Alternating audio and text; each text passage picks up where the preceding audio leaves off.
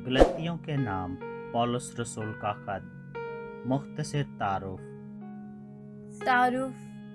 जब गैर यहूदियों के दरमियान यीशु की खुशखबरी की मुनादी हुई और उन्होंने उसे खुशी से कबूल किया, तो ये सवाल उठा कि सच्चा मसीही होने के लिए क्या किसी शख्स का मूसा की शरीयत का पाबंद होना ज़रूरी है या नहीं।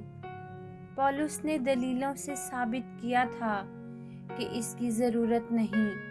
फिल हकीकत मसीह में ज़िंदगी के लिए ठोस बुनियाद सिर्फ ईमान है, जिसके वसीला से हर इंसान का खुदा से रिश्ता बहाल हो जाता है। गलातिया एशियाई कोचुक में एक रोमी सूबा था।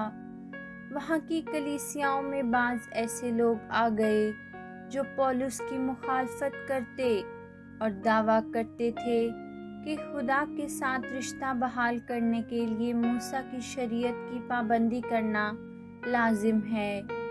बहुत से लोग इस झूठी तालीम से गुमराह हो रहे थे। पौलुस ने उन लोगों को सच्चे ईमान और अमल पर वापस लाने की गर्ज से गलातिया की कलीसिया को यह खत लिखा। पहले पौलुस यीशु मसीह का रसूल कहलाने के अपने हक का दफा करता है। वो बिला इसरार कहता है कि मुझे खुदा ने रसूल होने को बुलाया है।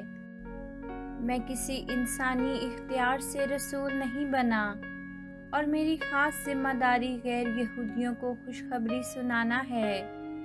फिर वो सराहत से ये दलील देता है कि सिर्फ ईमान ही के वसीला से इंसान का खुदा के साथ रिश्ता बहाल होता है। आखिरी अब्वाब में पौलुस साबित करता है कि मसीही चाल चलन फितरी तौर पर उस मोहब्बत से पैदा होता है जो मसीह पर ईमान लाने का नतीजा है।